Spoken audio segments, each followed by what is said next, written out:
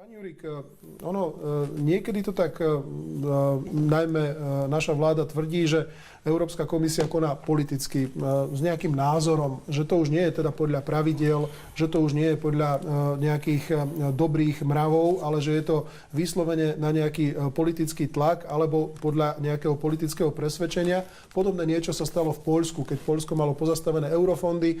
Takto šmahom ruky, keď bol zvolený proeurópsky Donald Tusk, tak zrazu eurofondy prúdiť začali. Nemáte dojem, že komisia čím viac sa blížia eurovoľby, tým viac koná viac politicky a z presvedčenia, než podľa pravidel? Nie. Sa tam o zastavení eurofondov nepíše, ani žiadna procedúra nezačína. Takže keď ste povedali, že eurofondy na Slovensku budú zastavené, tak ste na tlačovej konferencii nehovorili pravdu a strašíte občanov Slovenskej republiky.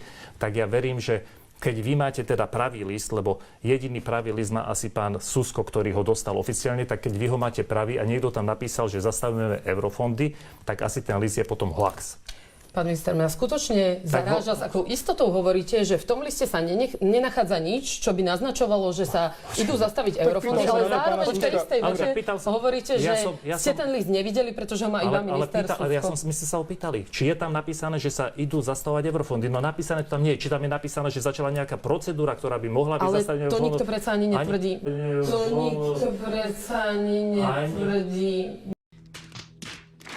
My hovoríme to, že tam píšu, že je možné, Oh my God! Wow! Keďže hovoríme o zatiaľ pre nás virtuálnom liste, asi sa ťažko zhodneme na nejakom obsahu.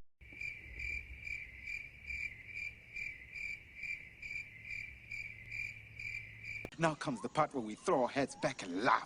Ready? Ready!